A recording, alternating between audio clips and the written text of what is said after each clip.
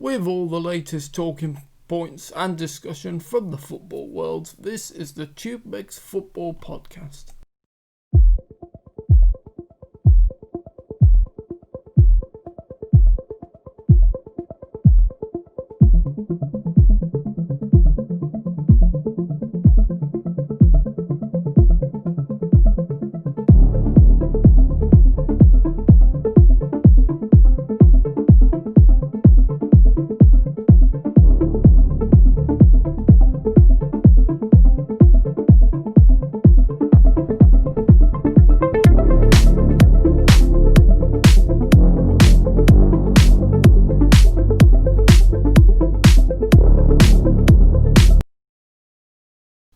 Hello and welcome to something brand new for this channel. It's a brand new series, kind of. This is the very first TubeMix football podcast. It's basically taking the live match week reviews and turning them into sort of an hour to half an hour long podcast that will come out every Friday at some point. My name is Jordan, also known as JLIWheels, and I'm your co-host for today. Alongside me is the man whose channel this is, which is Mr. TubeMix Will himself. How are you doing, mate? How are you doing? Thank you, I'm good. Good evening. I'd also just like to say very quickly, thank you to our 50th subscriber, and thank you to all 50 of the subscribers. It may seem like a very small milestone, but it's one that Will has been desperate to get to, so it is to the next 50. Absolutely. If you haven't seen that stream, go ahead and check it out on the channel. It's brilliant. Yeah, it's sort of, once we do get the 50th subscriber, it descends into madness a little bit. And if you're feeling down and need a laugh, you certainly get that from that. Yeah, definitely. But today, the focus is purely on looking back on everything that we saw last week in the Premier League from Friday to Monday. I was going to make a November the 5th bonfire. Yeah, gunpowder plot. Yeah. And great goals, great games, shocking results. But there wasn't that many shocking results, I felt. So I didn't feel like the November the 5th joke was appropriate. That being said, let's jump straight into the first game of the week, which was Wolves versus Palace on the Friday. It was a 2-0 win for Wolves after goals from debutant Algerian left wing-back Ryan At-Nouri. I don't know how you say it. It's Algerian. I'm not too sure. I don't know how you pronounce his name either. It was his first start. I feel like January, but it's not January. After his summer move, or autumn move, shall we say, from Angers in France, and it was a lovely little goal. And then there was also a goal for Daniel Podence, who got on the end of Pedro Neto's cross with a 2-0 win. Now the only other the other big sort of talking point in that game, which was the disallowed Michy Batshuayi goal, which I'm sure we're going to talk about. So what did you think about that game, Will? Yeah, it was always going to be an interesting game, wasn't it? Because both teams have been, up and down. Palace obviously had a great start, but then they've sort of been up and down since. Wolves didn't have the greatest of starts, but now they've started to improve. So it was always going to be an interesting game. And yeah, good win for Wolves. Yeah. So obviously, I think we predicted a tight game. With I think you said a tight win to Wolves or a draw, and I definitely thought it was definitely going to go more Palace's way. We've highlighted over the last couple of weeks the sort of different different things about the team. You know, we talked about Palace, how they do, you know, how they're, you know, I wouldn't say they're sort of flattering to deceive anybody. You know, they're obviously a mid-table team at this very minute. Yeah. And, you know, that's where we sort of, you know, associate them with. But, you know, with the likes of Eze and Batshuayi back on to consolidate, the likes of Zaha improving, Townsend. You know, I think we said it last week. The defence is very underrated with Scott Dan and Gary Cahill. And I really like as well, just to go off tangent a little bit, I think their goalkeeper Guaita is a fantastic player. Yeah, he's solid. For me, on the balance of it,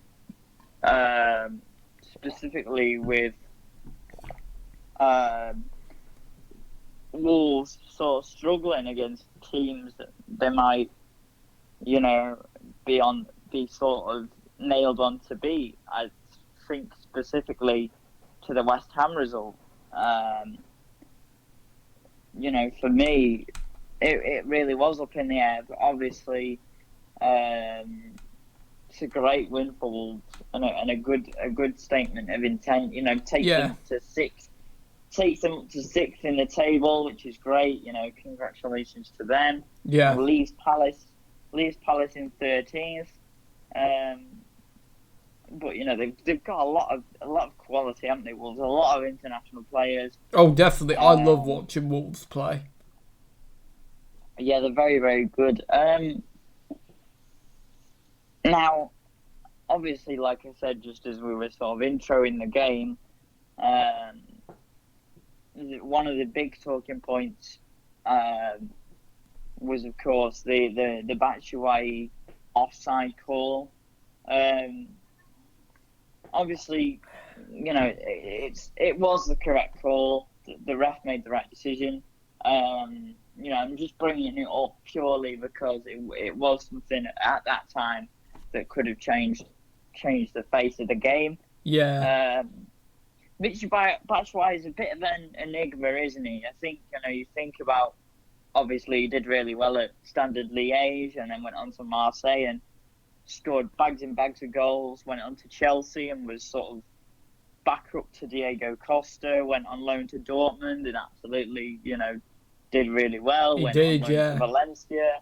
Went on loan to Valencia and he only Didn't scored do 2 great or 3 there, goals. did he? And, yeah, he only scored like 2 or 3 goals and then he went out to Palace and did pretty well. I think he got something like 6 in 13, which isn't too bad at all. Not too bad. Could do better, but that's not too bad. So I think you look at it on the face of it, and I feel like Palace as a team, you know, again, I think it's been said by us before in the live streams, but for the sake of this being a, you know, a completely different thing in a way, it's probably worth touching on that. I feel like Palace are a little bit too reliant on Zaha and, yeah, you know, even further back than, you know, even, you know, not just Zaha in terms of like their game is basically all about their wing play. You know, you look at Zaha, he's a phenomenal player. Andros Townsend is okay. He's not. I don't think he's as good as Zaha, but I think obviously in a Premier League, in a mid-table team, he's gonna do a job. He's a solid player, isn't he? But then I think if you look at who they actually have in terms of strikers and everything, you know, Jordan Ayew, Michy Batshuayi, Christian Benteke, and then obviously, you know, Christian Benteke in his prime was a phenomenal goal scorer, just completely devoid of confidence in front of goal at the minute, but he definitely does bring stuff to the team. Ayew is skillful and Ayew's good, yeah, very quick. And then you've got obviously the man that leads the line in the minute, Batshuayi, who we know can be a good finisher, and I think the goals will come for him. But it was very unlucky for him. In Yeah. terms of Wolves, again,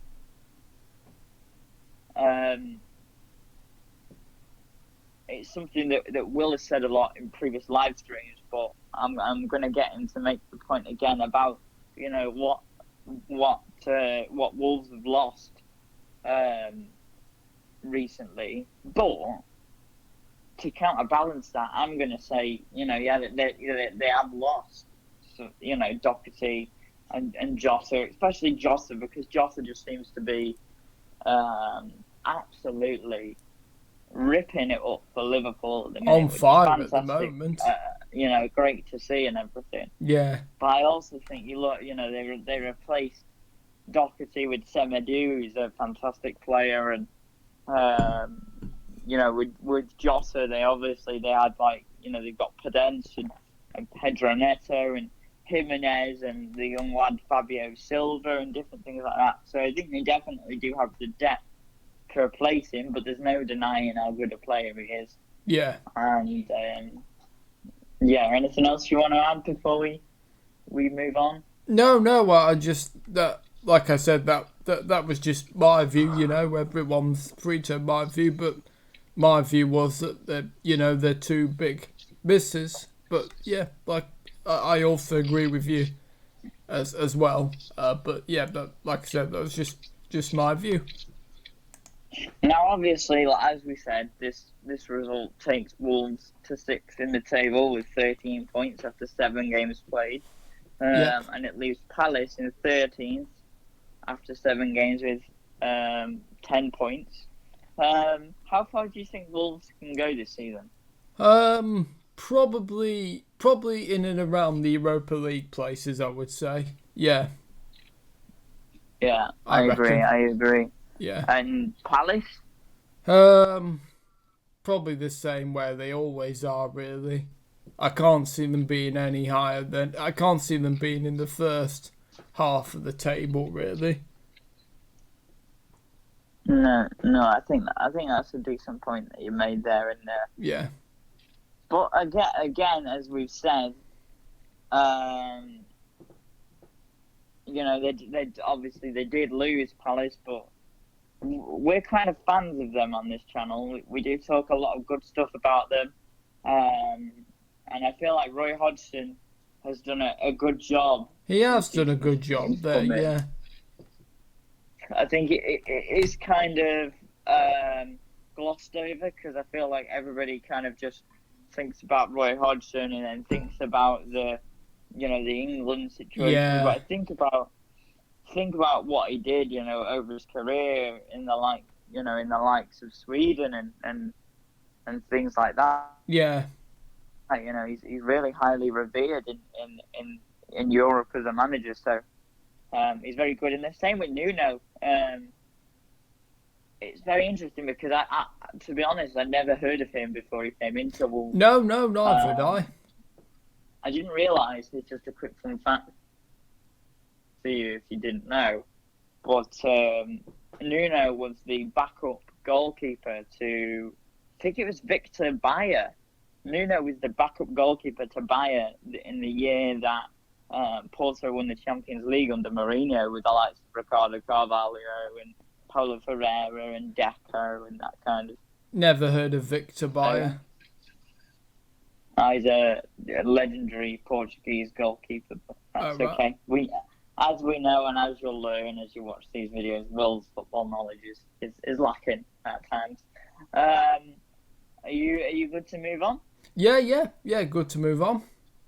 So we move on then to Saturday lunchtime where Sheffield United hosted Manchester City. The end result was a 1-0 victory to the Blues with Kyle Walker hitting a 20-yarder against his former team. And the team that he loves very much obviously came through the youth ranks there. Yeah. He was assisted by De Bruyne, but there was somebody that I wanted to highlight just quickly before we talk more about the game. João Cancelo had a fantastic game.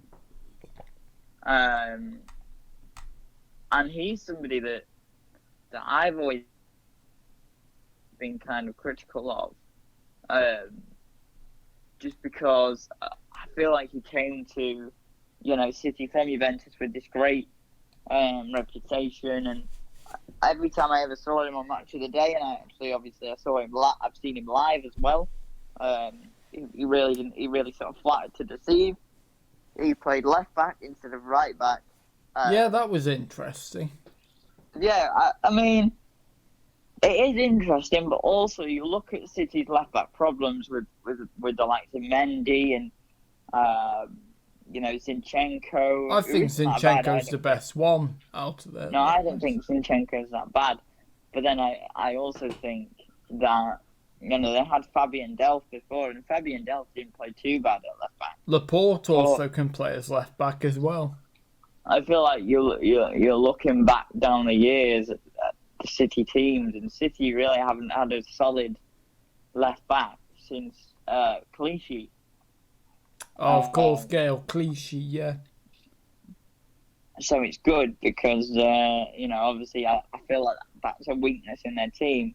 Played at left back, was phenomenal, created loads of chances, played got the assist to assist, if you know what I mean. Yeah. So he was the one that played the pass to De Bruyne, who played the pass to Kyle Walker, who finished, I thought very well, past Ramsdale. Have you got any thoughts on the game just quickly before I talk some more about anything else? I mean, obviously, this was always going to be also an interesting one, wasn't it? Because you would have expected, even though Sheffield United did last season, for City to wallop them. I would, but no, it turned out to be a very tight game. Definitely, it was very tight in places. Yeah. I mean, I also didn't know that Kyle Walker came through the youth ranks at Sheffield United as well. No, yeah, he did. Yeah, he was 2007. Oh right. And then obviously he went to Spurs, and the rest is history. Yeah, I must admit I've never really rated Walker as a player, and actually I have turned against him because obviously the two incidents. So I'm afraid I don't like him at all, Walker. He's in, he's the only thing is he's in great form at the minute. Which is carried on, carry it basically for the entire of the season. He's been in pretty good form so far, and I think he actually. I always thought he played better for City as a centre half, but in a back three. Yeah. But he's again he had a little bit of some patchy form sort of post lockdown when Project Restart and all that was going on. But it's good to see that he's come back into his own. The other thing I would say is I feel like City, they're lacking Jesus, Jesus. Sorry, why don't I just call him? Why I just call him Jesus? They're lacking Jesus and Aguero, and I think they had Torres up front, didn't they? Yes, they did. Yeah. That's something they've been going for. They've sort of been trying to figure out how to sort of have sort of a makeshift striker. They had Sterling the other week, and he didn't do too well. And Torres has done it a couple of times. And then we've seen the likes of young Liam Delap and Doyle and Palmer, the young lads. Yeah, it's a lot of burden though for them, isn't it? Absolutely, yeah, it is. But it's good, obviously, because in midweek, Jesus came back, scored. Aguero involved again, and then he got injured, didn't he? But I think the signs for City, from what I've seen, seem like they're sort of heading in the right direction. One thing I've not been too impressed with is Sheffield United, again, we've been talking a lot about them and how they look like they're not in a great place as a No, team in terms of how much they're conceding. But I feel like against Liverpool last week and again on Saturday, they created the chances and they're just not, they're not putting them away. it's hard for them to find goals, isn't it, now at the moment? Yeah, I think of it, it started off well for them because they were, an unknown quantity with a lot of players that had never been in the Premier League before, And they haven't Musette. been figured out, have they, by teams? You look at Musette, McGoldrick, McBurney, those kind, Yeah, hadn't really had that much Premier League experience. yeah.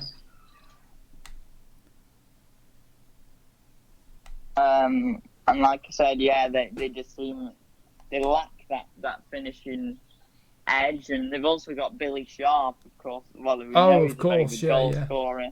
We know he's a very good goal scorer, but he hasn't. I don't think because he's getting older now. I don't think the Premier League is his level.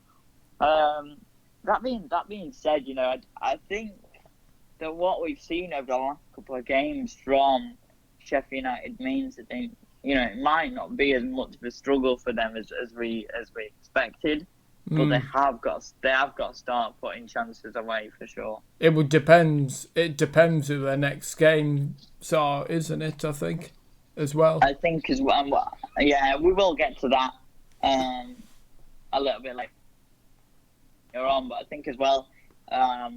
We heard obviously that Lundstrom rejected a contract, which, if he decides not to stay, will be a big miss for them. I feel like he does so well for them in midfield. He was on the bench, wasn't he? Because do you think that was a punishment for not signing a new contract? Is that your view? Yeah, but I also feel like their strongest, Sheffield United's strongest position at the minute, with no O'Connell and things like that, and some defensive worries, I feel like the strongest position for Sheffield United is the midfield areas.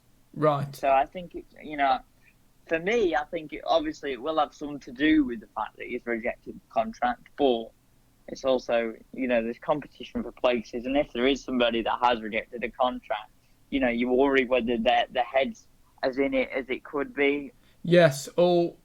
I was just about to. Oh, sorry. No, carry on. I was just about to say, if a player doesn't want to, you feel they don't want to stay, then you want players that are committed, that really want to play and stuff. So actually, I can see Chris Wilder's decision to put him on the bench. Absolutely. Okay, so to just get a quick look at the table as well, just before we move on to the next game, which is Burnley-Chelsea. That result leaves Man City in 10th with a game in hand on 11 points, and Sheffield United in 19th with 1 point. Not great. Do we feel like, though? I mean, I kind of feel like, although they're not battering teams and a lack of a striker does seem to be causing them issues, I feel like things are sort of starting to fall into place for City. Obviously, the league position is pretty shocking, but I do feel like things are starting to fall into place a little bit for City. Yeah, I think Ruben Dias, from what I've seen of him, he seems like a pretty good, solid defender. Him and Laporte, could be forming a good partnership. And if Cancelo, if he's kept on, if it turns out his best position is the left back, and if Walker's on the form he is, and once Aguero and Jesus get back, then yeah. But it will depend. I feel like it could be a great shout to put Cancelo at left back, because if he can play there, effectively and efficiently, it really helps them out as a team. Yeah. Obviously, because that, like we said, that is one of their weak points. Yes. So on to the next game, which of course was Burnley 0, Chelsea 3. Yep. A lot was said. About is this the sign that Chelsea are finally starting to click together? I am a Chelsea fan, just quickly. I don't think I mentioned that. Will, Sam, and Ben are all United fans, and I'm a Chelsea fan. So we'll just go quickly through the goals before I continue my point. Hakim Ziyech scored his first Chelsea goal and also got his first Chelsea assist. He's scoring on the 26th minute and assisting the 70th minute third goal from Timo Werner. In between that was a Mason Mount assisted Kurt Zouma header from a corner. So yeah, to go back quickly to what I was saying, I feel like a lot's been made about Chelsea and the clean sheet record. Definitely the clean sheet record. First time they've kept 5 consecutive clean sheets in 10 years since Petr Cech was in goal. Wow. And, take nothing away from Mendy. I think he's a phenomenal goalkeeper. I really, really like what I'm seeing for him. Yes, he seems calm, doesn't he?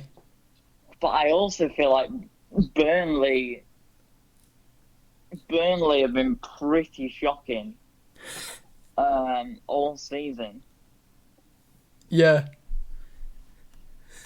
And obviously Burnley, they did have a goal disallowed.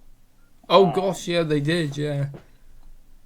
And everything, but I think even if you look at like the performance of Nick Pope, who I think is one of the most consistent goalkeepers in the Prem, Gosh, look at how he got kind of bamboozled in a way with the Ziyech goal. I think it definitely wasn't good enough, and I do worry about Burnley because I think despite me saying that I'm not too sure about where Chelsea are as a team, I think you look at the attacking quality they've got. There's no way that they're not going to sense that a team are weak and there's sort of there for the taking.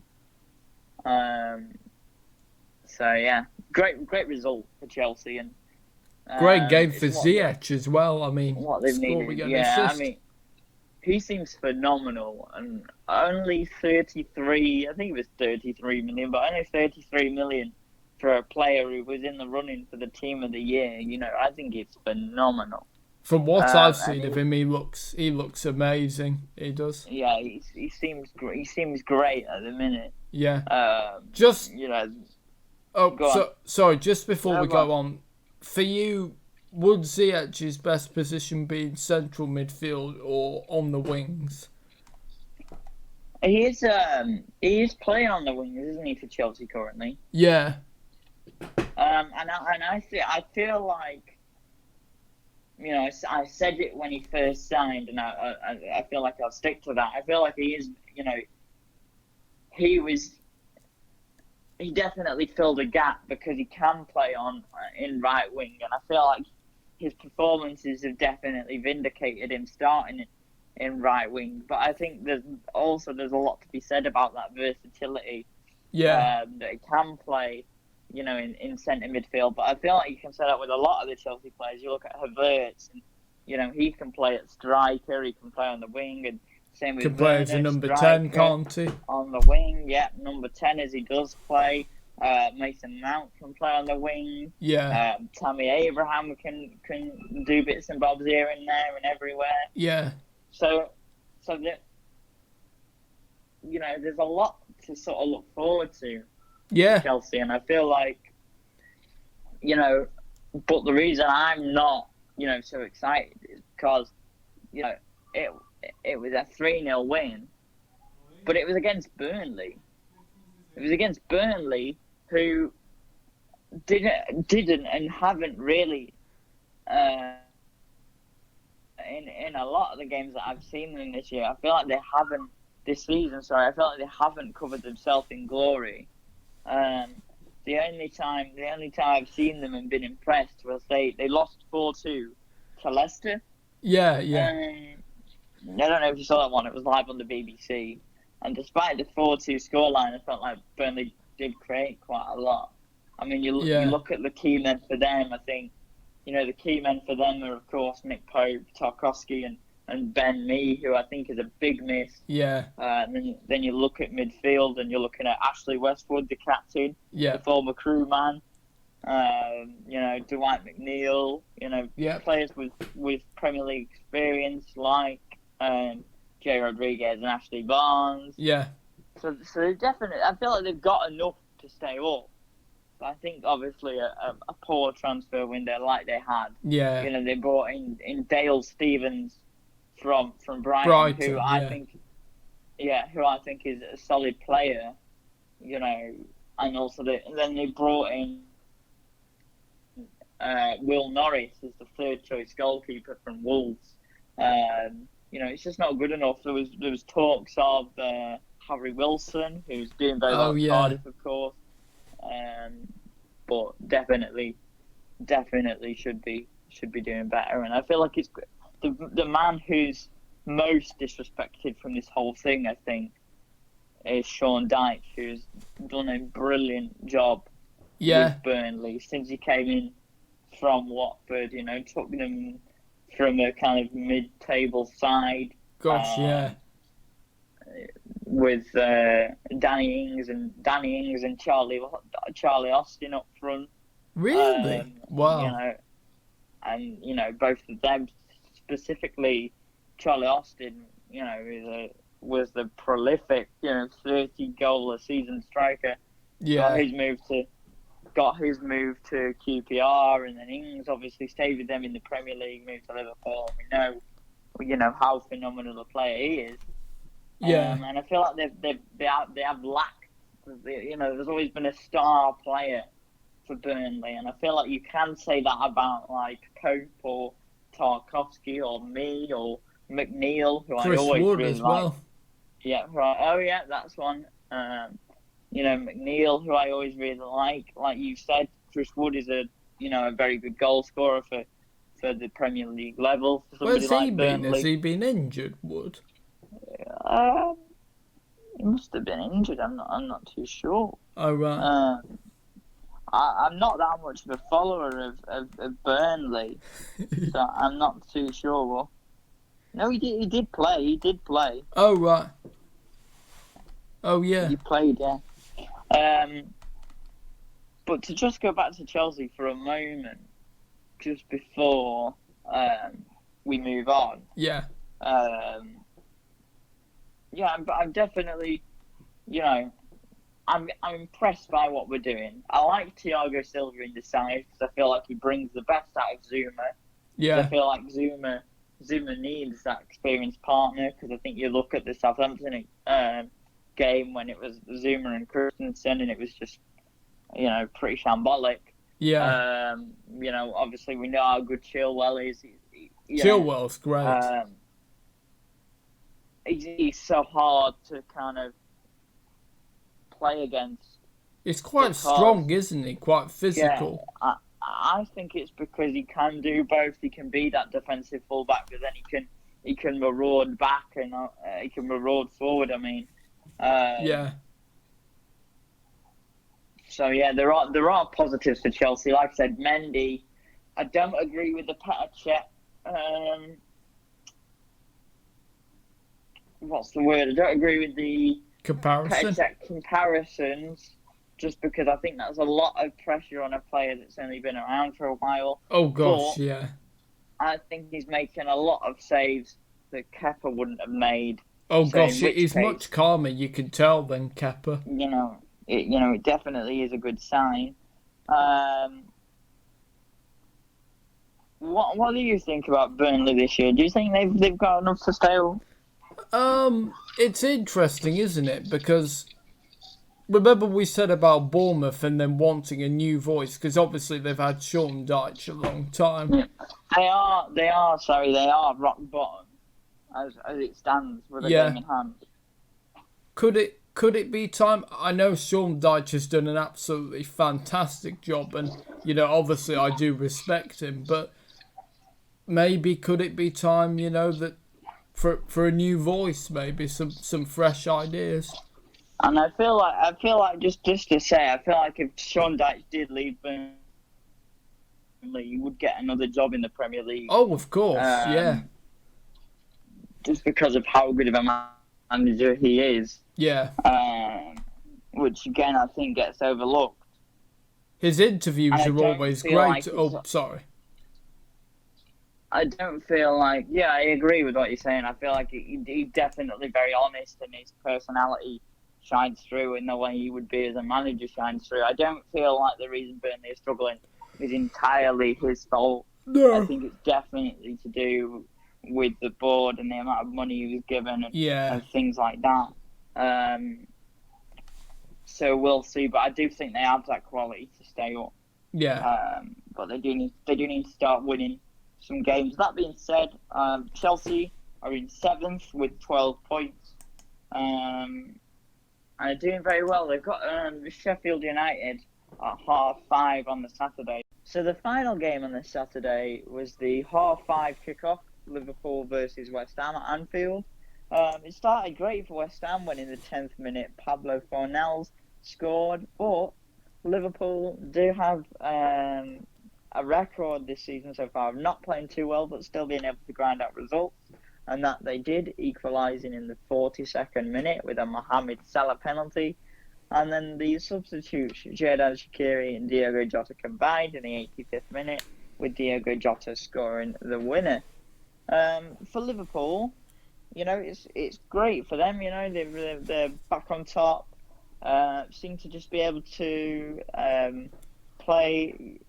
To sometimes concede chances and concede goals, but still get those wins, and that's what the mark of real champions is. yes.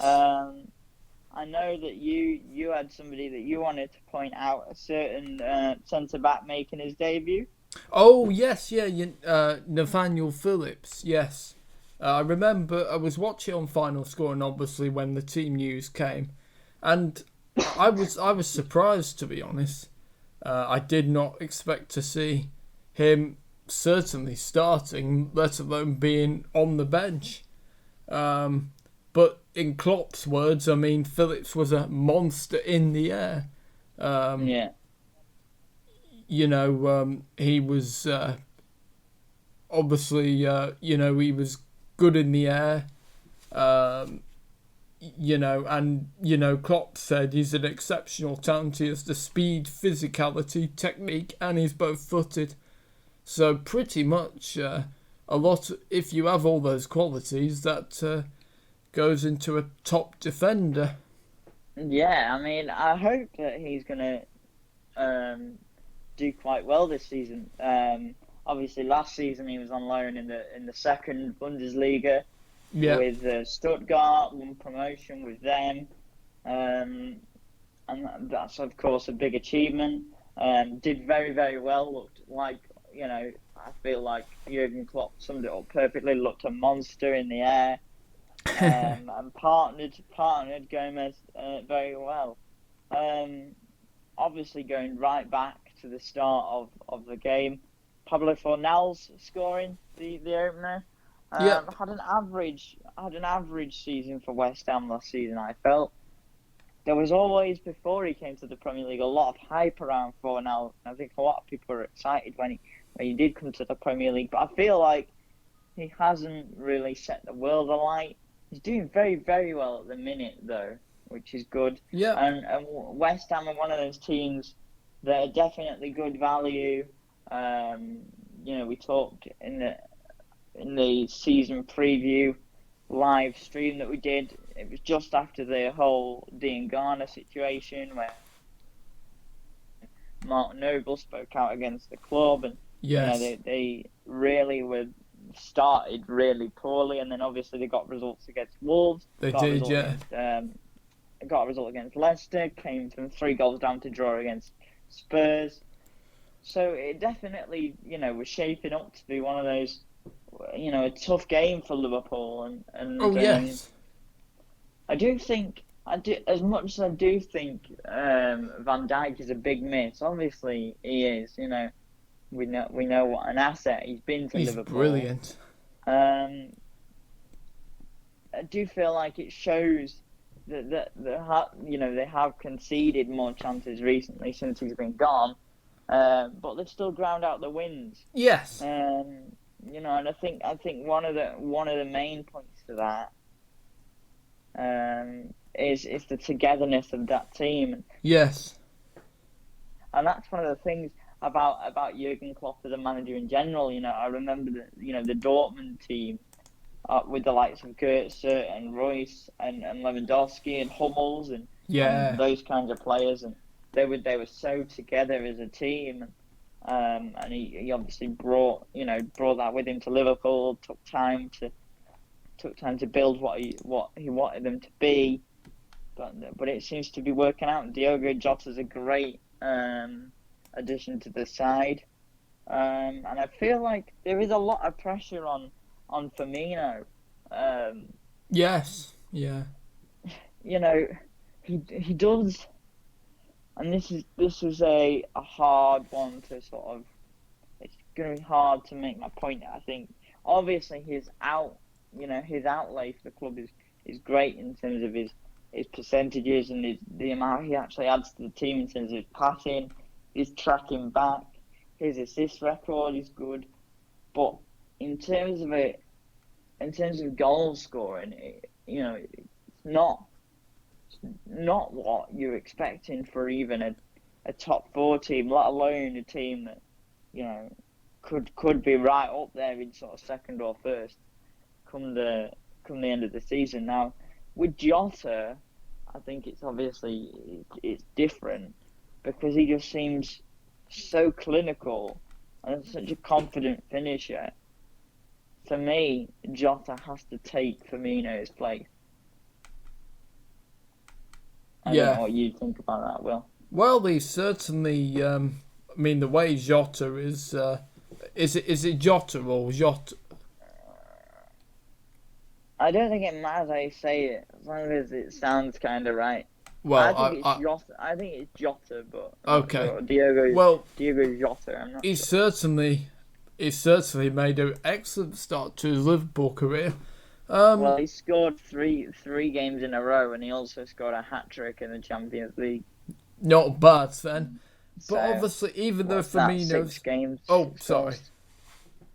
No, it's okay. Carry on. Even though Firmino's not been scoring, though, he's still... His work rate, he does, what he brings to that team, especially that front three, Salah, Mane, Firmino. It's still one of the best back three.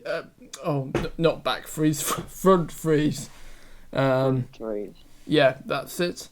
And so for me, even though he's not on the score sheet, but it's a hard one. It is. It's an interesting dilemma for Klopp, and it's what you want to be having for a manager. If players are playing well, then you want to be having tricky decisions because that means you've got a good squad, and everything's good. Yeah, things are quite good for Liverpool at the minute. I feel like I feel like too much, by the way, which is what I've noticed while we're doing this. But it's interesting that obviously the delay. There's a lot said about Van Dijk and his importance, and him not being there, and they're still getting the wins, and so we'll see. But obviously that took Liverpool to a point clear at the top with 16 points and leaves West Ham in 14th with 8 points. Not much to say about West Ham. We predicted bad things. They're proving us wrong. I do think they'll be fine this season. Yeah, I think they'll be fine. So I really wouldn't worry about them. For Liverpool, I predicted that I didn't think they would retain the title, but I guess it depends whether City continuing to improve and what Chelsea can do, and I guess as well, if you want to count United as contenders. Not certainly the way they are at the moment. They're 15th at the minute, and we will get on to them. Yep, So, too inconsistent as well. I don't know. I do feel like, especially at the start of the season, they kind of did give, all the teams that could have been challenging gave Liverpool a free hit, but then obviously they lost to Villa, and that knocked confidence a little bit, and it also, opened the door for Everton, but obviously they've lost 2 in a row, which again we'll get to in a minute. But yeah, I'm still gonna hold off my prediction of Liverpool winning the league. I'm still gonna stick to Liverpool not being able to retain the lead. To move on to Sunday's games, and what a way to start November with Southampton winning 4-3 away at Villa Park. Yeah. Absolute birthday delight. James Ward-Prowse. Yeah, the man himself, James Ward-Prowse. I know it's an opinion that me and Sam share. I'm sure you share it too. And I think I even heard Ben say it as well the other day. But I don't think, other than maybe Trent, I don't think there's a better set-piece taker in the Premier League currently. He's just I'm not sure. phenomenal. I think you look at the goals, and we'll just go through them now. Southampton started off the scoring with Yannick Vestergaard, assisted by James Ward-Prowse, and then there was 2 free kicks in the 33rd and the 45th minute to make it 3-0 to Southampton. Yeah. At the break, and then Danny Ings ended the scoring for Southampton. Who else but Danny Ings? Assisted by Stuart Armstrong. Yeah, well, it's not a Southampton game if he doesn't score. And then Villa got themselves back into the game with goals from Tyrone Mings, assisted by Jack Grealish. Again, who else? And then a Ollie Watkins penalty and a Jack Grealish third, assisted by Douglas Luiz. 90 plus 7 minutes. Wow. Yeah, 7 added minutes. Wow. And the thing is, we talked obviously last week about Southampton and their performance at Everton, and obviously they took that confidence in again, and they looked at they've taken on two of the teams that started best for me really in Everton and Villa, and they've taken them on, and I would agree with that. Villa were completely second best, particularly from like the set piece situations. Like I said, there's nothing you can really do when James Ward-Prowse is standing over a free kick from 25 yards. 2 goals and an assist. Yeah, it's brilliant. But then obviously, I guess we saw what we've grown accustomed to with the Dean Smith Aston Villa teams. They didn't give up. They started to come back into it. Ollie Watkins scored his 6th of the season, which is brilliant considering he's a new player to the league, and Jack Grealish just doing what Jack Grealish continues to do, and but it wasn't enough, and I feel like Southampton deserved to win the game. That takes them to 5th now, which is phenomenal. Very good. And I always feel like, and I'm just going to point it out again for anybody else who's listening to the podcast, because I continuously hear it and it's bugging me. But if you score 4 goals in the 3 goals, in the first half, you don't deserve to lose. No. But not only that, I know that the Southampton sort of base was Pochettino, Adkins, and then Pochettino, and then it's Claude Koeman, and Koeman and people like that. But I think Hasenhüttl has really taken what was a good enough bunch of players to be higher mid-table, and started to work the sort of magic that we know he can work. He's a fantastic manager, and I he's like doing him. really I well. think he's brilliant. And similarly to Dean Smith, I think, you know, he's a Villa lad, isn't he? A Villa fan. He is, yeah. And you know, I like him. I feel like he's really honest. I feel like he's open. He wears his heart on his sleeve. You know, he loves the club. And Villa are in eighth with a game in hand. So, you know, even if they win their game in hand, let's say, depending on who it's against, you know, we've got Man United that have got a game in hand, Burnley that have got a game in hand, and Man City. You know, you look at those, you're thinking maybe United and Burnley are winnable games. You know, so that could take them, if they win, up to second again. So, you know, I know that Villa have started well, and there's not that sort of expectation that they will stay sort of in and around the chasing pack for the title. But I think upper mid-table is probably a good prediction at this point. I would agree with you with that one. Yeah, and Southampton, how far do you think they can go? Probably something like maybe 9th or 10th, probably. Yeah, I feel like they can be kind of like we said about Wolves, Europa League chasing. I feel like, you know, we've seen Adams and Ings start. Oh to yeah, gel Che really Adams, well, yeah. You know, Walcott seems to have done quite well on his return there, and then you've got Nathan Redmond and players like that. And again, another goalkeeper that I feel like doesn't get very much praise, which is Alex McCarthy. So I feel like Southampton have definitely got enough to mount a Europa League kind of push. Oh yeah, Walcott started as well. I didn't expect that he'd be starting.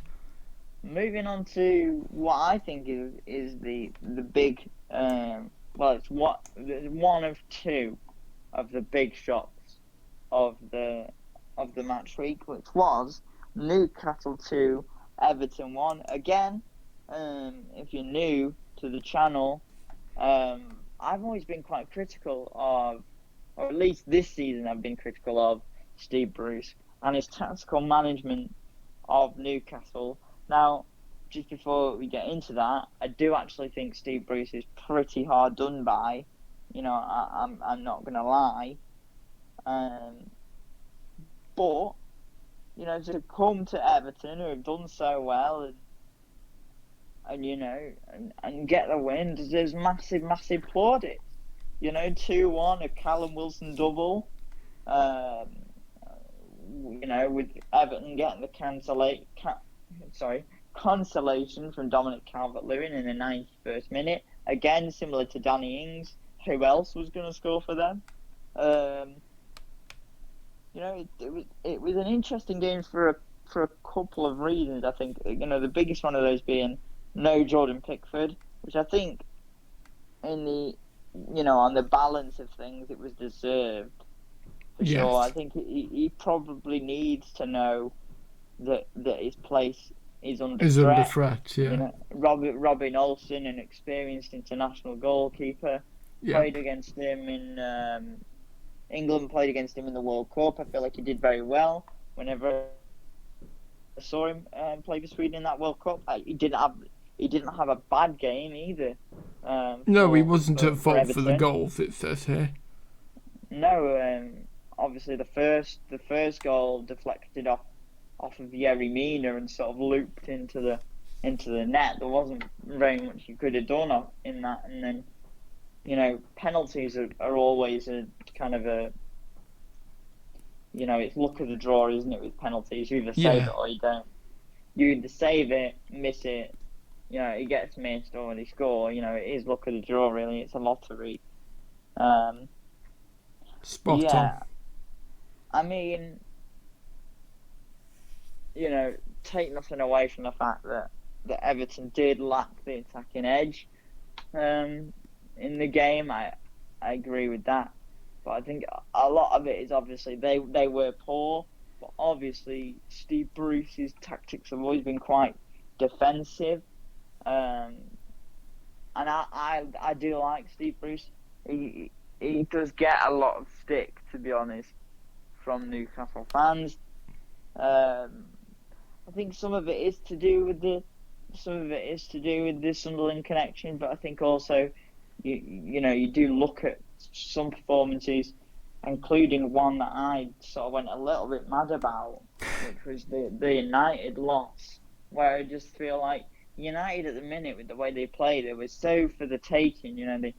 Newcastle scored the own goal was scored by Luke Shaw, and then they sat back and waited for the United to attack and come onto them, and it's just not the way to play. Whereas,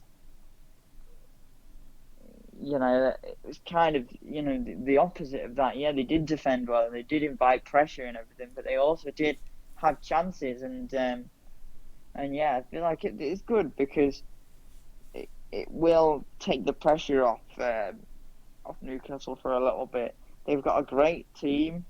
I really like Cardalo. I think it's a shame because he obviously, I feel like he probably knows that when Dubravka comes back, he's gonna know that his place is gone. Playing a back three with Jamal Lascelles, who's somebody else I really like. Obviously, Josh Murphy. It isn't Josh Murphy, is it? It's Jacob Murphy has come into the team, and so has the new signing Jamal Lewis, and done really well. Jeff Hendrick's a great signing. Callum Wilson, Ryan Fraser, we know. And then, add them on top of Sean Longstaff, who's a great young player. Yeah. Matty Longstaff as well.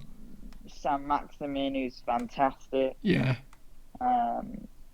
So, it's the kind of team that you would expect to be getting results with. Matt Ritchie as well. Yeah, it's not a sort of a Europa League challenging team kind of thing, but I think definitely upper mid-table. Yeah. And, that's where they should be aiming, and good for Steve Bruce. Tactically very well done. Everton were poor, but also, Newcastle played well. For Everton, I wouldn't be too worried. No, because they didn't have Rodriguez and Richarlison. I still think they are gonna, stay sort of in that again Europa League sort of chasing position. And have you got anything else to add? No, I don't think so. So obviously after that result, that leaves Everton in 4th place after 2 losses on the spin with 13 points, and Newcastle in 11th with 11 points. See, I didn't realise Newcastle were that high up in the table. So that's when I do feel like the criticism of Bruce is kind of unwarranted. Because, yeah, I know that people are going to say, oh, the Newcastle, they should be doing this, that, and the other. But you think about Newcastle teams of the past, like the ones that were doing things like getting into the Europa League with, like, Kabay and Demba Ba and Cisse and, phenomenal players like that did really well. It could be, that Fraser and Lewis and Wilson and St. Maximin and players like that, it could be the start of that for them. I don't think they'll do it this season. Like I said, I think higher mid-table is kind of right. Sort of 10th, 11th, sort of where they are now. I feel like that'd be a good, 10th place finish would be good. A good season for them. Yeah. But Steve Bruce's football style is not great to watch, is it? That's probably why people also not a fan of him. Football fans are fickle in general anyway, aren't they? I think, it's something that we've learned over time. To move on to the next game, this is one that we covered live. This was Man United 0, Arsenal 1, with Aubameyang scoring the 69th minute penalty. We're just going to glaze over this one because obviously we covered it in quite a lot of detail last time. And as Will is the United fan, I'm going to let Will go on his little tangent. No, I'm not. I'm not going to go fully into that because obviously I've already covered that rant. But actually, I want to give credit to Arsenal. Actually, rather than saying how poor United were, give credit to Arsenal because Arsenal were just absolutely fantastic. You know, for me, Thomas Partey, what a fantastic player in that midfield. And you know, I've seen a couple of videos of him. He seems like such a, you know, a guy who loves to have a laugh and just plays with a smile as well. He seems like a really funny, and he sang at the Arsenal team dinner. I'm not sure if you saw that, George. No, I didn't know actually. Right, well, I didn't see the video, but yes, Partey seems like a really, really great guy. But on the pitch, he was absolutely brilliant. And Mohamed Elneny, actually, because I expected Granit Xhaka. I expected Ceballos, actually. I'll tell you something about Elneny. He's done fantastically since he's come back into the team. Yeah, and he's a very versatile player as well because he can actually play in central defence. He can. And I think Gabriel, of course, needs a mention. He's phenomenal. Gabriel, just since they've signed him, Arsenal's defence. I mean, that defence of Gabriel, Tierney, and Holding for me is their best defence at the moment. For me. Yeah, and we've talked a lot about the French league in previous videos, and it's no surprise when there is a defender that you know is very good that they get snapped up and taken to the Premier League. And Gabriel is I think superb, and the Brilliant. same like you said, you know, Bellerin's in great form, and Kieran Tierney's really matured into a great defender, and Tierney is brilliant. I think the signs are there for Arsenal. Just to go over the tables, Arsenal are in ninth with 12 points, and Manchester United are in 15th with 7 points. Very poor that day. Very poor. And again, you know, we talked about it last week, but and we literally talked about it as well yesterday. Same old story, same old things we keep saying over and over again. Yeah. No tactics. You know, sometimes too late to pull the trigger. With the subs, with substitutions. Not very animated, not very vocal. No, exactly. You think about like Mourinho and Conte. You know, Conte particularly. I feel like United are in huge trouble against Everton. Yes, I think especially if Richarlison and Rodriguez is back. For me, that's just my opinion. No, I agree with you. I can see them losing to Everton. Moving on to the final game on Sunday, it was Tottenham versus Brighton. Tottenham opened the scoring in the 13th minute with Harry Kane. Brighton equalised following a first professional goal from young fullback and Sam's secret lover, Tariq Lamptey. I think Sam's in love with him romantically. Who was assisted by Pascal Gross. And then the winner was scored by two of the new signings, including the returning hero Gareth Bale, heading in the 73rd minute. One thing I just wanted to point out very quickly, I didn't know this until I watched the highlights, but it was actually Matt Ryan had been dropped for that game, and it was Roberto, is it Sanchez? Hang on. Let me just double check. Okay. That, because you know I don't want to get it wrong. It was, yeah. Roberto Sanchez in goal for Brighton. Bit of an odd game to make that decision, to pull the trigger on that. But he didn't actually do too bad, I didn't feel. And,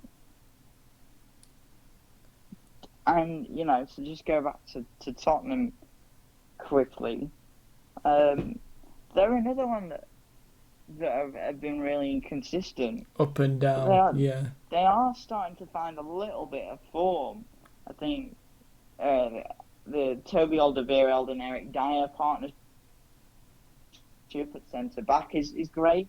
Reguilon is really proving how good of a fullback he is. Ndombele's come back into form, which is something I've seen a lot of people suggest, and I agree. And Heung-min Son and Harry Kane are just phenomenal. Yeah. You know, Bale's a fantastic signing if he can carry on the way he has done. Well, we'll see.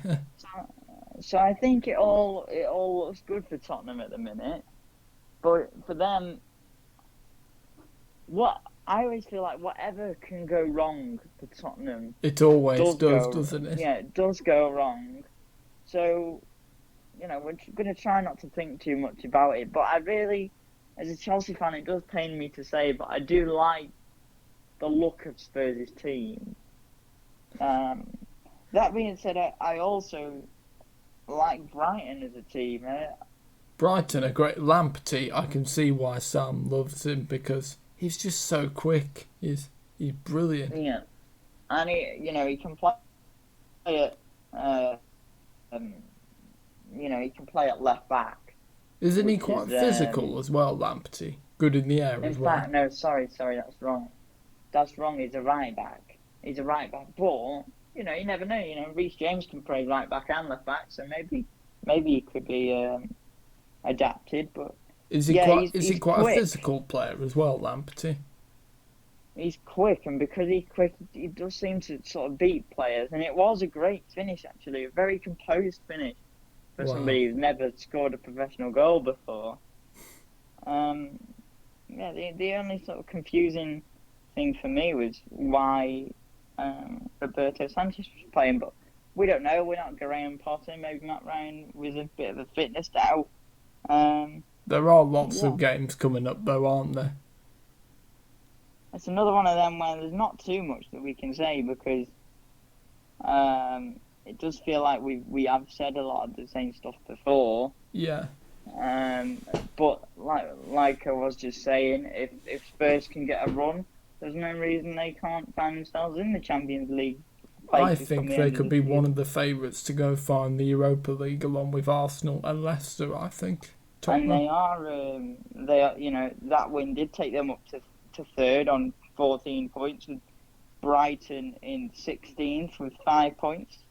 I would say the table doesn't reflect how well Brighton have played in certain games. The frustrating thing for Brighton is they played so well in a lot of games, but just cannot get those wins, you know? Yeah, it seems like they just don't get the look that you need sometimes. Yeah.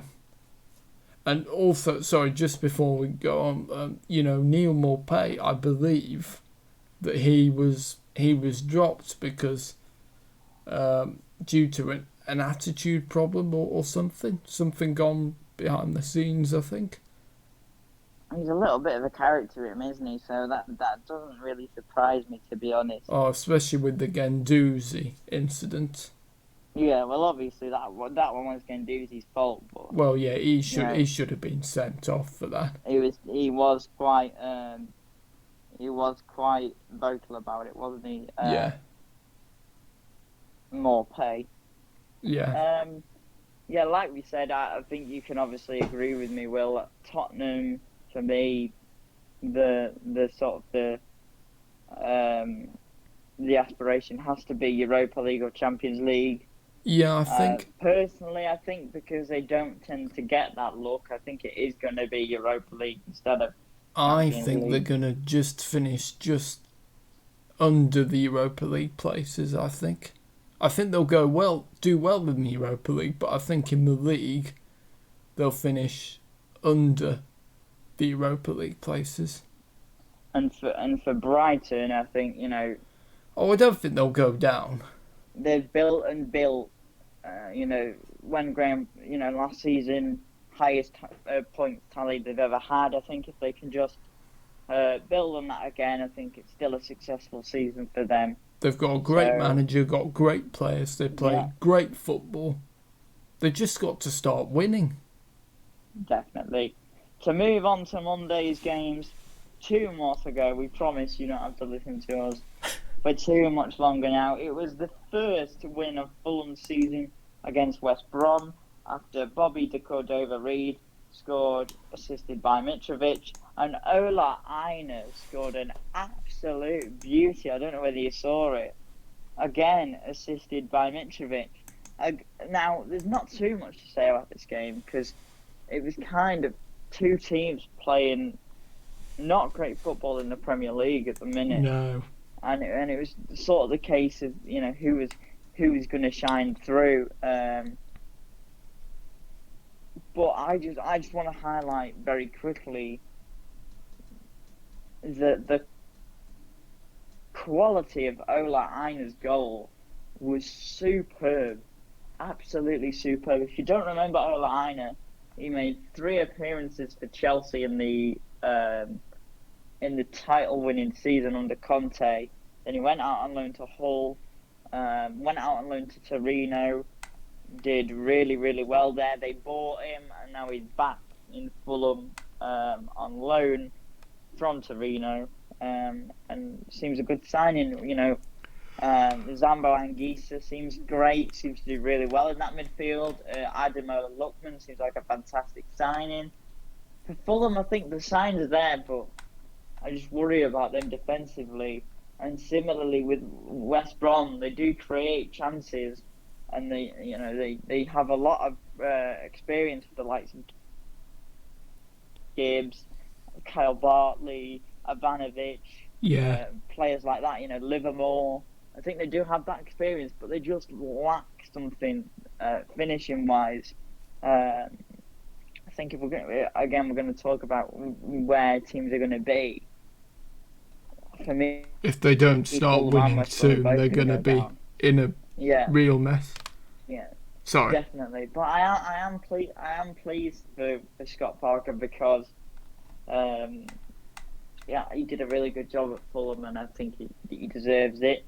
Should we get a look at the table, or is there anything else that you want to say?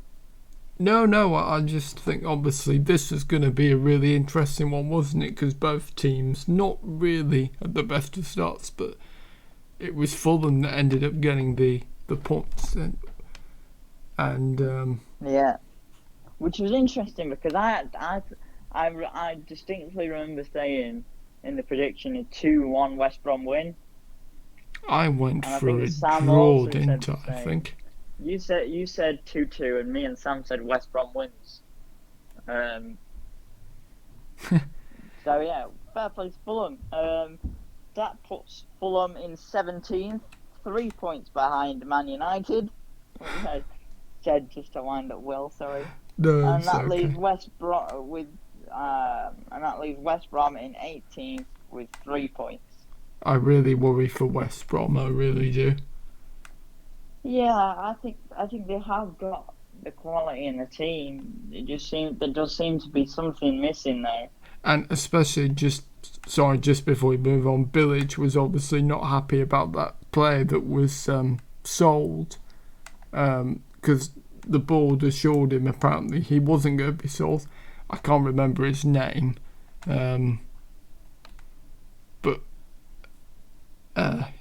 sorry, that doesn't really help. What position does he play? What's that? What position does he play? Can't remember. Okay, sorry. So the final game that we're going to be recapping this week is Leeds versus Leicester. This one for me was a shock result. I expected Leicester win, but I didn't expect them to batter Leeds as they did. I thought it was going to be a high-scoring game with loads of goals. Yeah, obviously it started. Patrick Bamford had a gilt-edged chance, headed it straight at Schmeichel and straight up the other end. Oh dear. The man with the greatest name in football, Robin Koch, left his goalkeeper in no man's land, and Jamie Vardy slided it over to Harvey Barnes for 1-0. Yuri Tielemans scored twice in the 21st minute from I think it was a cutback across the box, and then a 91st minute penalty. What a signing he was, Tielemans. Yeah, and that was either side of a Jamie Vardy goal, with Stuart Dallas scoring the consolation for Leeds, assisted by Jack Harrison, and that was a free kick that went all the way in. Vardy also assisted as well. Yeah, he did, sorry. No, I did say that. And the Vardy goal was assisted by Cenzig Under, who is having a fantastic start to life in Leicestershire. Turkish, yeah. Remember, I asked that question. The other week to you and Sam, who the 3 Turkish players were to play for Leicester. Just to answer that, it is Cenzig Under, Kaglar Soyuncu, and Muzzy Izzet. Right. So to just talk about the game a little bit, I feel like Leeds did have opportunities to make the game hard for Leicester. In the end, they were wasteful and Leicester were clinical. And, what can you say? Leicester have got some brilliant individual players, and as a team, they really are that kind of, sort of Europa League team that they are now. I feel like, we list off the starting 11 just quickly. 1 second. We list off the starting 11 just quickly. Schmeichel, James Justin, Wesley Fofana, Christian Fuchs, Albrighton, Mendy, Tielemans, Luke Thomas, Dennis Pratt, Harvey Barnes, and Vardy. So that's what I mean. They've just beaten Leeds, and I think have done really well. Oh yeah. And it's not really even the strongest team.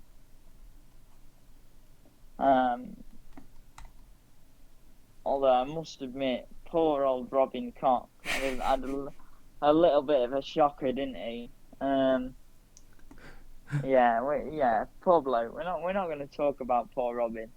I don't know what I feel more sorry to him for, his defending or his name. Both. His name is hilarious. They're both not too great. For Leicester, I think we sort of hit the nail on the head. They are that Europa League chasing team now. I think they will be up there in maybe sort of 6th or 5th, maybe come the end of the season. I don't know about you, Will. Yeah, I think they'll be there. I think they've definitely missed James Maddison, and Vardy's actually been injured the last few games.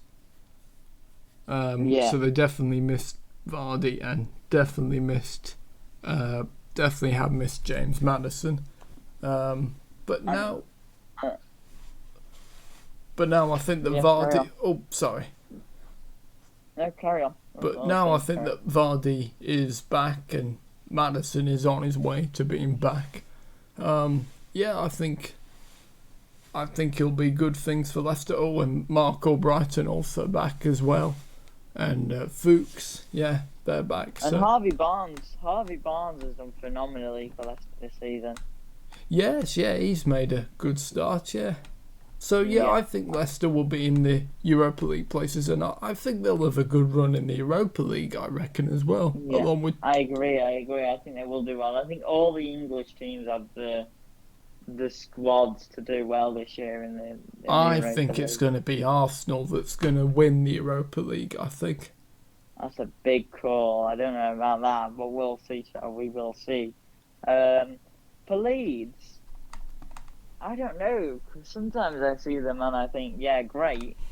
Other times I see them and I think, oh, it's not good.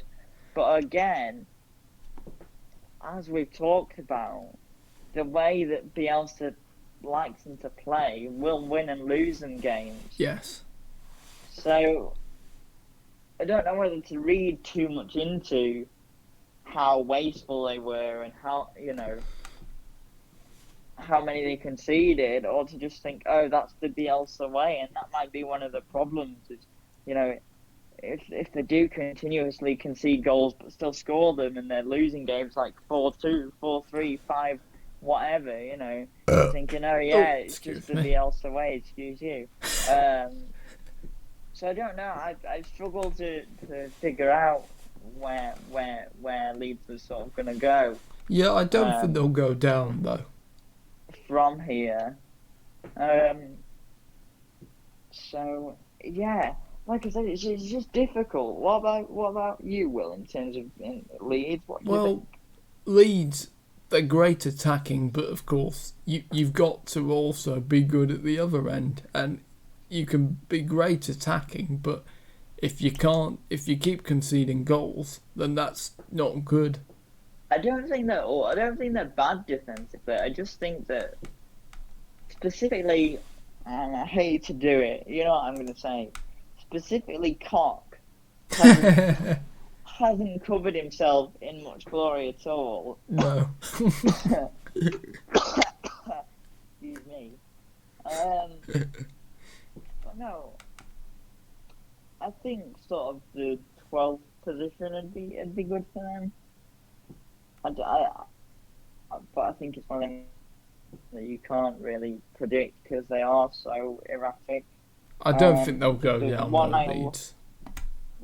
No, I don't either. One final look at the table before we do the predictions. We're going to read through the whole of the table, starting from the top. So Liverpool are top of the league by 1 point with 16 points after 7 games played, followed by Leicester with 15, Tottenham with 14, Everton, Southampton and Wolves tied on 13, with Everton in 4th, Southampton on 5th and Wolves in 6th.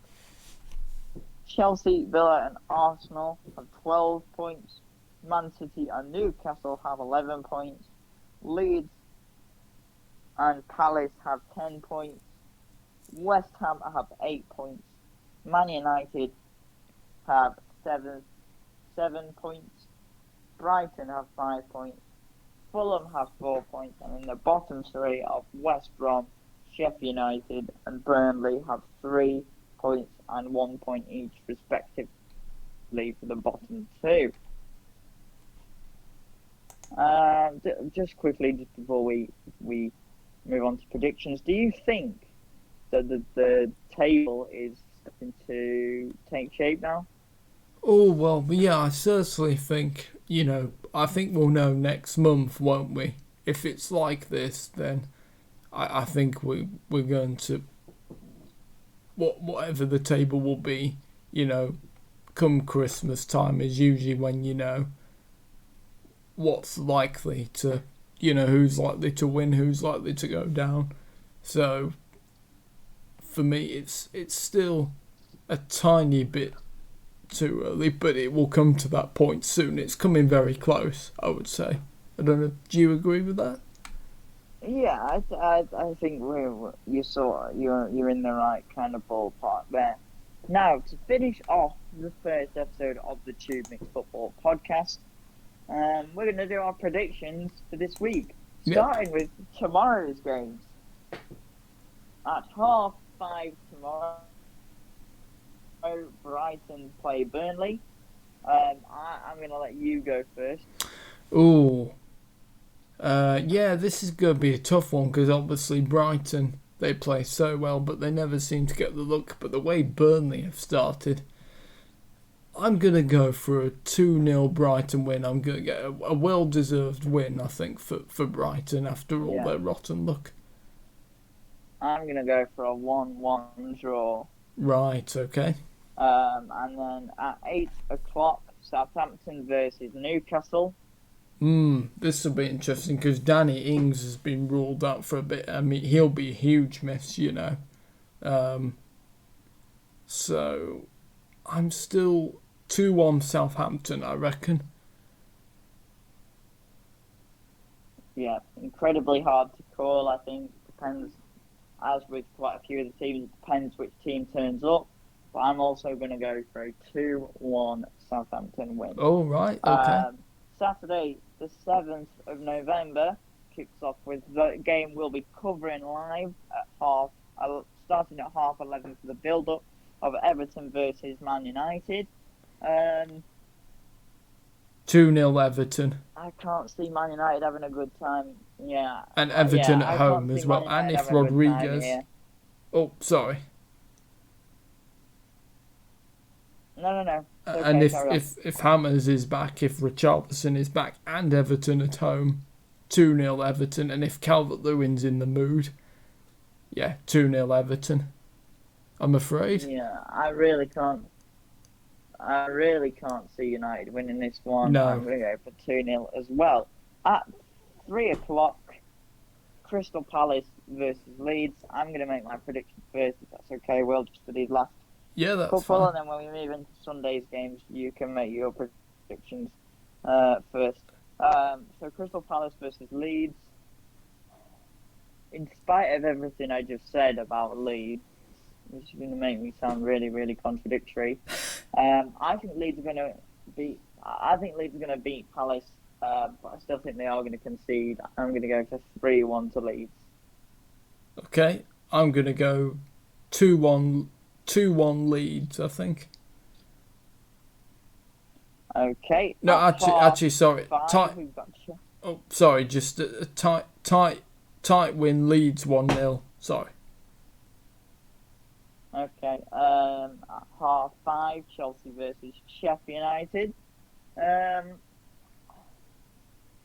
Because Chelsea always struggle against Sheffield United, I'm just going to go for a 2-1 Chelsea win. You? 2-0 Chelsea. Chelsea at home, and I think they'll get the job done easily enough. Yeah. And the final game of Saturday, West Ham versus Fulham. I think Fulham are going to have a little bit of a confidence boost from victory over West Brom. I still think West Ham, have enough to win. I'm going to go for a 2-0 West Ham win. I'm going to go for a draw, I think 1-1. Okay. And into Sunday's games, I'm going to let you make your predictions first for West Brom versus Tottenham at 12 o'clock on the Sunday. Right, well, the way West Brom are at the moment, I just can't see them getting out of there. It's going to become more trickier the more they lose, the harder it is to get out of. I think Tottenham will have... I think 2-0 Tottenham. I just can't see West Brom doing well at all. Yeah, I'm going to go for a 3-0. Oh, not a good day for West Brom then if that happens. No. 2 o'clock on Sunday is Leicester versus Wolves. Oh, what a game. I mean, this could be a really, really good game. I'm going to go for 3-3 draw, I think. I'm going to go for a 2-2 draw. Oh, right, okay. Quick question. Are you going to cover Man City versus Liverpool live? Yes. Yeah, I think I am. Or not? Okay, that's fantastic. So, for Man City versus Liverpool, live build-up from 3:30. What are you thinking about this game? Oh, this is an interesting one, isn't it? Because obviously City have been up and down. Liverpool have been not great. City at home. It's a tough one. I'm gonna go a 1-1 draw. I think. I'm gonna go with a 2-1 Liverpool win. I think City are getting back into their groove, but Liverpool have been grinding results out lately. So yeah. Yep, fair enough. The final game of for Monday and the final game before the international break is going to be Arsenal versus Aston Villa. What's your thoughts on that one? Well, Arsenal at home, and they'll have plenty of confidence. I mean, I just looked. They played tonight at the time of recording against Mould and absolutely thrashed them, which, well, you would expect. So I'm going to go with... They rested a lot of players tonight for this thinking ahead to the weekend. So I think... I think 2-0 Arsenal. I think Villa will definitely give it a good go. Of course they will. But I think Arsenal at home, and the way... If all their key players come back in and they play like they did against United, 2-0 Arsenal. Yeah, like Will said, I think, Villa have got that fight. So I do think they will score, but I can't see Arsenal losing this one. I'm going to go for 3-1. So, that is the end of the very first TubeMix football podcast. Did you enjoy that, Will? It's been really good. Really enjoyed it. Something massively different, I think, as we were talking, as we were going through stuff, especially at the beginning. There definitely is some stuff that we can improve on for next week's podcast, but something different, something enjoyable. I've done a lot of talking this week. I promise I'm not going to do that next week. I'm going to let Will have a go. And speaking of which, I'm going to leave Will to play us out. Okay. So yeah, what did you think about the podcast? Well, it's a great one, and I have to give sort of you and Sam and Ben and all you guys and someone else as well who's behind the scenes, shall we say? Yeah. For helping to sort of get the idea, because we were thinking, what can we do to really improve this? And we just thought, make it into a podcast. And, I think that's an absolutely no-brainer. Because I think that obviously the sorry to interrupt again. That's all right. The podcast idea was mine, and then the other person who works behind the scenes came to you and said, George said about a podcast, what do you think? And then you invited me in, and then we talked about it, and then it just kind of snowballed from there. But yeah, really, really good, really enjoyable, and everything. So yeah, continue. Absolutely. It's been a really good one, and at the time of recording, obviously, our aim is to get this uploaded on the Friday. That's certainly the aim. Obviously, can't truly promise, but that's certainly the aim. That's what we're gonna try to do. Well, the thing is, I'm sorry about this as well, Will, because I didn't actually realise there was games on tomorrow. Because it actually might have been better to have started recording this maybe yesterday. So really, it does need to go up before 5:30 tomorrow. But I'll see. I'll see what I can do. I'll try see if I can do that. At least if it's up before Saturday, at least then. Yeah, that's like I said. That's the aim, and gonna certainly try to do that. So we'll see. Thank you to JLIWheels for your company as always. Thank you very much. You're very welcome. It's been a pleasure. It always is, and we always love doing these shows, and of course also some news. Of course, if you are a regular viewer to the channel, you'll know that the man, the myth, the legend that is Ben Carney. He is definitely going to be fit for the Everton game on Saturday. Exciting to think that we're going to have all four of us back together for the first time since, I don't know. Since the last June? Day of the... Is it June? Yeah. The season, we did that review show, didn't we? But we weren't all in that, were we? Yeah, we were. We did sort of it ended up going to award speeches territory, sort of.